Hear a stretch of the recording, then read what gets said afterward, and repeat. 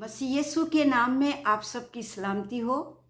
मैं आप सबकी Sunday school teacher aunty Sameena हूँ और मैरी क्रिसमस।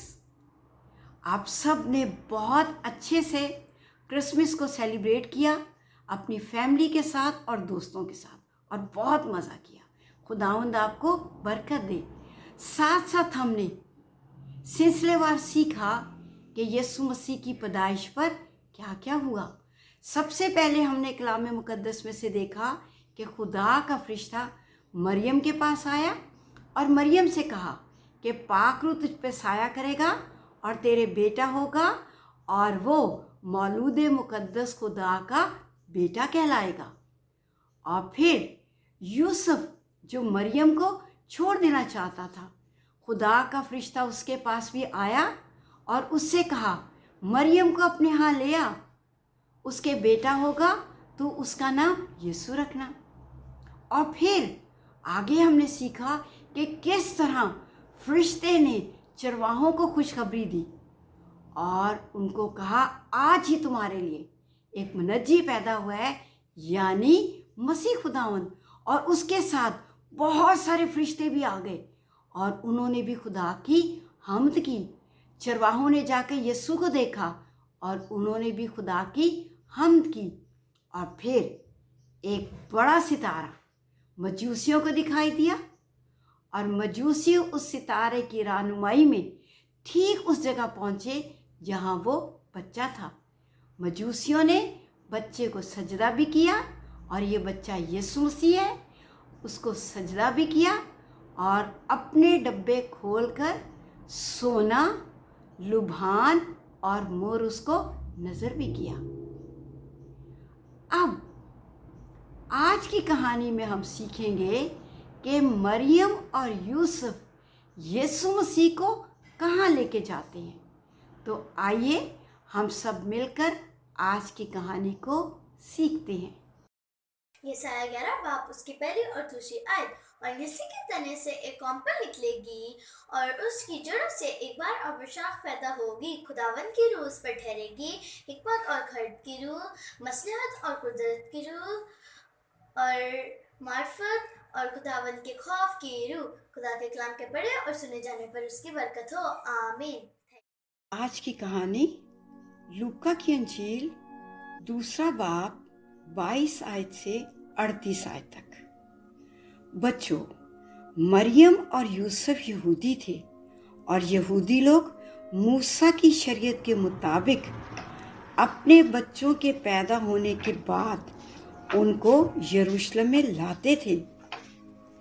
मरियम और यूसुफ ने भी शरीयत के दस्तूर के मुताबिक अमल किया और यीशु मसीह को लेकर यरूशलेम में आए ताकि खुदावन के आगे हाजिर करें। बच्चों, यरूशलेम में एक आदमी रहता था जिसका नाम शमाउन था और कलामे मुकद्दस में लिखा है कि शमाउन रासपास था, खुदा तरस था, इस्राएल की तसल्ली का मुंतजिर था।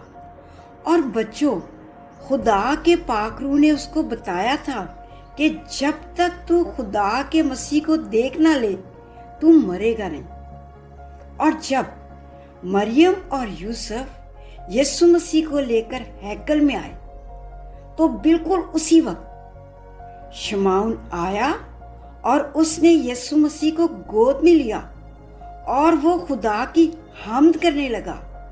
खुदा की हम्द करता था और फिर उसने खुदा से कहा, आए मालिक, अब तो अपने खादम को अपने कौल के मुताबिक सलामती से रुखसत कर, क्योंकि मेरी आंखों ने तेरी नजात देख ली जो तूने सब उम्मतों के रूबरू तैयार की है, ताकि गैर कौमों को रोशनी देने वाला नूर और तेरी उम्मत इस्राएल का जलाल बने।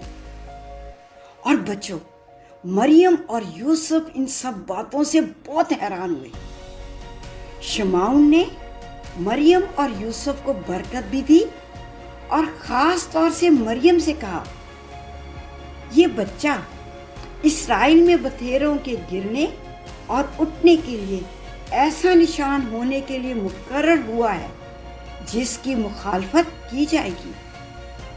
और फिर उसने ये भी मरियम से कहा, बल्कि खुद आए मरियम तेरी जान भी तलवार से छन्नी की जाएगी, ताकि बहुत लोगों के दिलों का ख्याल खुल जाए। फिर बच्चों, वहां पर एक बुजुर्ग औरत थी जिसका नाम हन्ना था, जो एक नबिया थी और आशर के कबीले से उसका ताल्लुक था। वो 84 बरस की थी और वह हैकल में रहती थी, रात दिन रोजे रखती थी, दुआ करती थी और इबादत करती थी। वो अपना सारा वक्त हैकल में ही गुजारती थी। और जब उसने भी मरियम और यूसुफ को और यीशु मसीह को देखा, तो फिर वो खुदा का शुक्र करने लगी और उसकी तारीफ करने लगी और उसकी हम्द करने लगी। और वो लोग जो वहाँ यरूशलेम में थे और इस चीज़ के मुंतज़िर थे कि यीशु मसीह इस दुनिया में आए, उन्होंने जब यीशु को देखा तो वो भी खुदा की तारीफ और उसकी हम्द करने लगे। बच्चों, हमने कलाम मुकद्दस में से सीखा कि यीशु मसीह जो खुदा है, कायनात का बनाने वाला है, वो इंसान बनकर इस दुनिया में आया और चरनी में उसने जन्म लिया। और उसका इस दुनिया में आने का मकसद ये था कि वो अपने लोगों को उनके गुनाहों से निजात दे। तो यीशु मसीह इंसान बना, चरनी में पैदा हुआ और फिर उसके आने का मकसद कि वो सब इंसानों के लिए अपनी जान सलीब पर दे। यीशु मसीह ने हम सब की खातर अपनी जान सलीब पर दी। वो मर गया, दफन हुआ, तीसरे दिन मुर्दों में से जी उठा और बाप के दाहिने बैठा है, जगह तैयार कर रहा है और मुझे और आपको लेने के लिए आने वाला है। सो बच्चों, आपको और मुझे तैयारी करनी है, अपने गुनाहों से तौबा करनी है, ताकि हम सब तैयार हों और आसमान की बादशाहत में जाने के लिए बिल्कुल तैयार हों। सो आए हम सब मिलकर आसमान की बादशाहत की तैयारी करें और हमेशा खुदावंद के कलाम पर अमल करें, उसके हुक्मों को माने, माँ बाप की बात माने, उस्तादों की बात माने, ताकि हम बिल्कुल रेडी हो जाएं आसमान पर जाने के लिए। तो आए बच्चों, हम सब मिलकर दुआ करें। खुदावंद खुदा, मैं तेरा शुक्र करती हूँ क्रिसमस के इस तमाम मौका के लिए, जब बच्चों ने और मैंने अपने घर में क्रिसमस की खुशी को मनाया। खुदावंद खुदा, मैं दुआ करती हूँ अपने बेटे यीशु के नाम से हर बच्चे को तौबा करने का, अपने हुक्म में रहने का और तैयार रहने का फजल दे, ताकि जब तू आए तो हम सब हवा में उड़कर तेरा इस्तकबाल करें और हमेशा हमेशा तेरे साथ रहें। मसीह यीशु के नाम से आमीन। आज की आयत लूका की अंजील 2 बाब 30 और 31 आयत। क्योंकि मेरी आँखों ने तेरी नजात देख ली है, जो तूने सब उम्मतों के रूबरू तैयार की है। एक बार फिर बोलेंगे, लूका की अंजील 2 बाब 30 और 31 आयत।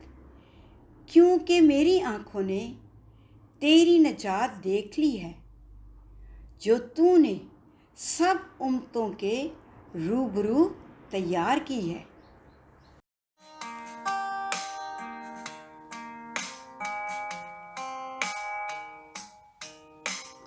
ओ खुदावंद तेरा मैं शुक्रिया कैसे करूं, तूने बख्शी है मुझे ऐसी खुशी, मैं क्या कहूं।